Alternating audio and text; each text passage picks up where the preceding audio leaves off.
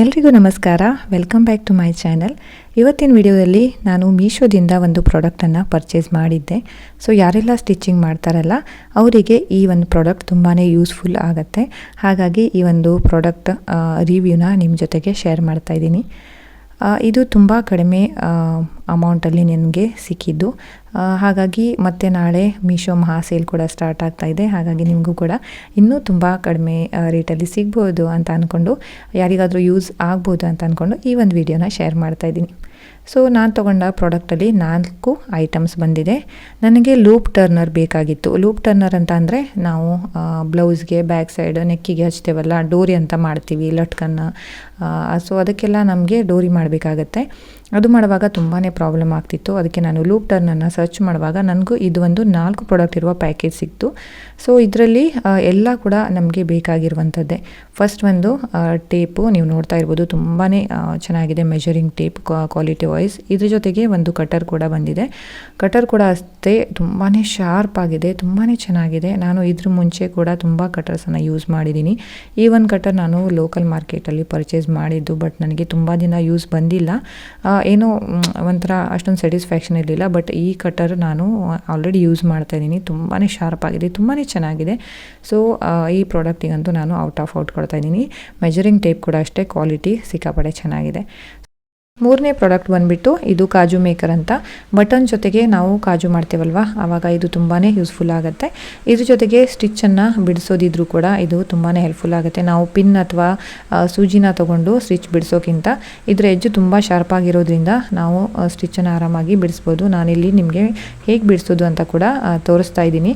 ಇದು ಕೂಡ ತುಂಬಾ ಯೂಸ್ಫುಲ್ ಪ್ರಾಡಕ್ಟ್. ನಿಮಗೂ ಕೂಡ ಇಷ್ಟ ಆದರೆ ನೀವು ಕೂಡ ಶಾಪ್ ಮಾಡಬಹುದು.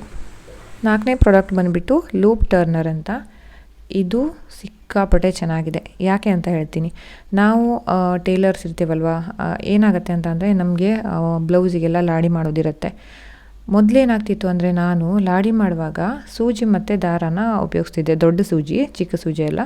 ಸೊ ಏನಾಗ್ತಿತ್ತು, ಅದನ್ನು ನಾವು ಟರ್ನ್ ಮಾಡಬೇಕಾದ್ರೆ ಅದು ಸಡನ್ನಾಗಿ ಕಿತ್ತು ಬಂದುಬಿಡೋದು ಕೈಗೆ.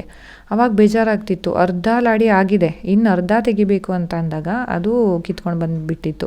ಸೊ ನನಗೆ ಸರ್ಚ್ ಮಾಡಿದಾಗ ಇದು ಲೂಪ್ ಟರ್ನರ್ ಹೇಗೆ ಯೂಸ್ ಮಾಡೋದು ಎಲ್ಲ ತಿಳ್ಕೊಂಡು ನಾನು ಮೀಶೋದಲ್ಲಿ ಸರ್ಚ್ ಮಾಡಿದಾಗ ನಂಗೆ ಸಿಕ್ತು.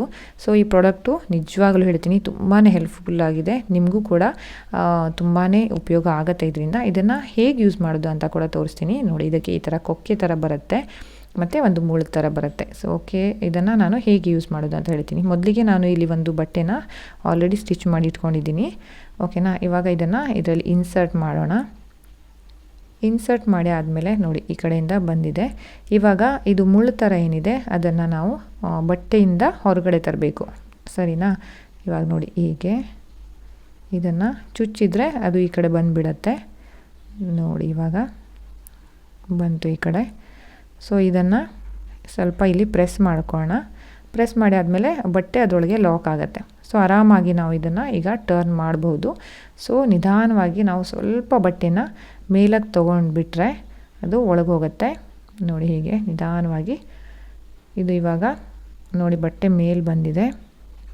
ಈಗ ನಾವು ಲೂಪ್ ಟರ್ನರ್ ಏನಿದೆ ಅದನ್ನು ಚೆನ್ನಾಗಿ ಸ್ವಲ್ಪ ಆರಾಮಾಗಿ ಎಳಿತಾ ಹೋಗ್ಬೋದು. ಬಟ್ ಇದರಲ್ಲಿ ರಿಸ್ಕೇ ಇಲ್ಲ ಅಂತ ಹೇಳ್ಬೋದು. ಯಾಕಂದರೆ ಇದು ಸಡನ್ನಾಗಿ ಕಿತ್ಕೊಂಡು ಬರಲ್ಲ. ಅದು ಕೊಕ್ಕೆ ಇರೋದ್ರಿಂದ ಅದು ಬಟ್ಟೆ ಚೆನ್ನಾಗಿ ಹಿಡ್ಕೊಂಡಿರುತ್ತೆ. ಹಾಗಾಗಿ ಆರಾಮಾಗಿ ನಾವು ಇದನ್ನು ಟರ್ನ್ ಮಾಡ್ಬೋದು ನೋಡಿ. ಇವಾಗ ಇಲ್ಲಿ ಬಂದಿದೆ. ಈಗ ಈ ಕೊಕ್ಕೆನ ನಾನು ತೆಗಿತಾ ಇದ್ದೀನಿ. ಇಷ್ಟು ಸುಲಭವಾಗಿ ಮಾಡಿ ಮುಗಿಸ್ಬೋದು.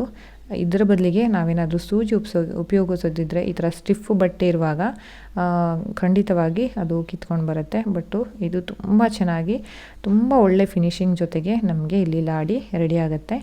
ನನಗಂತೂ ಸಿಕ್ಕಾಪಟ್ಟೆ ಇಷ್ಟ ಆಯಿತು ನೋಡಿ. ಎಷ್ಟು ಚೆನ್ನಾಗಿ, ಎಷ್ಟು ಒಳ್ಳೆ ಫಿನಿಶಿಂಗ್ ಬಂದಿದೆ ಅಂತ. ಒಂದು ಕಡೆ ಕೂಡ ದಾರ ಎಲ್ಲ ಹೊರಗೆ ಬರಲ್ಲ.